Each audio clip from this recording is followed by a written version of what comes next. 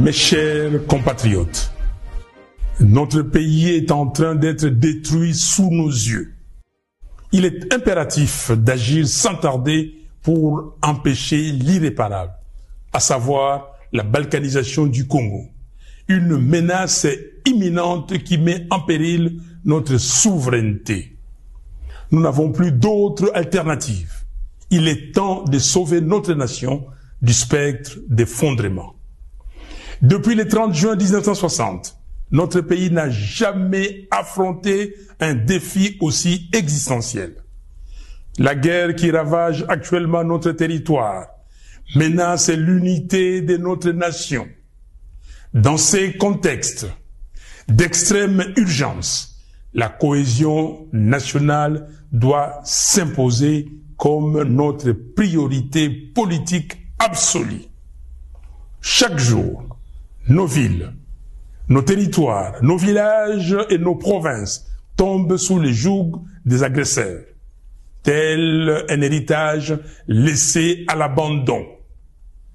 Combien de morts faudra-t-il encore pour que nous prenions pleinement conscience de l'urgence d'unir nos forces, de transcender nos divergences et de trouver une solution pour préserver les 2 345 410 km² de notre territoire. La balkanisation du Congo, insidieusement orchestrée sous nos yeux, ne saurait être tolérée. C'est un projet ignoble, une profanation de l'héritage légué par Simon Kimbangu et Patrice Lumumba. Aujourd'hui, plus que jamais, il incombe à chaque Congolais d'assumer sa part des responsabilités dans la lutte pour la sauvegarde de notre pays. Cette guerre, ces souffrances, ces vies fauchées en grand nombre nous enjoignent à un profond changement d'attitude.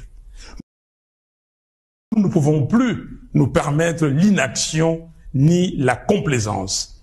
Il est de notre devoir de contrer ceux qui cherchent à diviser notre peuple et à nous précipiter vers notre propre perte.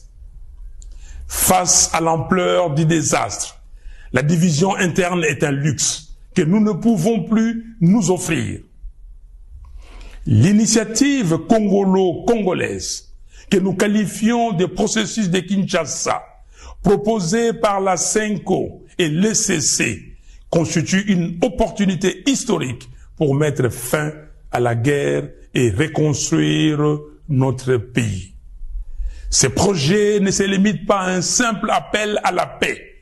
Il incarne une profonde refonte de notre approche politique, une véritable révolution dans notre manière de vivre ensemble. Je lance donc un appel ferme à tous les Congolais, quelles que soient leurs appartenances, à se rallier à cette dynamique de réconciliation et de cohésion nationale. L'heure est à la responsabilité individuelle et collective.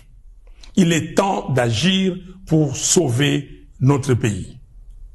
J'exhorte Corneille Nangaa à déposer les armes, à faire prévaloir l'intérêt supérieur de la nation, en pensant à l'intégrité de notre territoire national et surtout à reconnaître les droits inaliénables à la vie de ses frères et sœurs.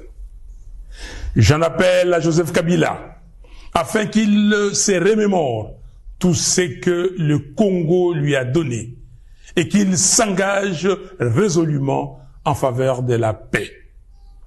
J'invite Félix Tshisekedi à mesurer l'ampleur du désastre qui accable notre pays et à soutenir sans réserve l'initiative des évêques de la CENCO et des pasteurs de l'ECC.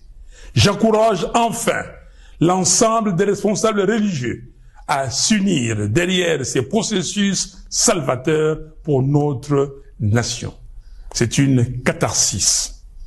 Mes chers compatriotes, il est impératif que nous agissions sans délai pour mettre un terme à la guerre, stopper les massacres des Congolais, en finir avec les déplacements forcés de nos concitoyens, restaurer l'intégrité de notre territoire et alléger les souffrances de notre peuple.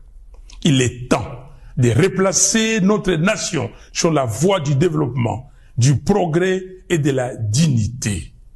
Que Dieu bénisse le Congo et son vaillant peuple.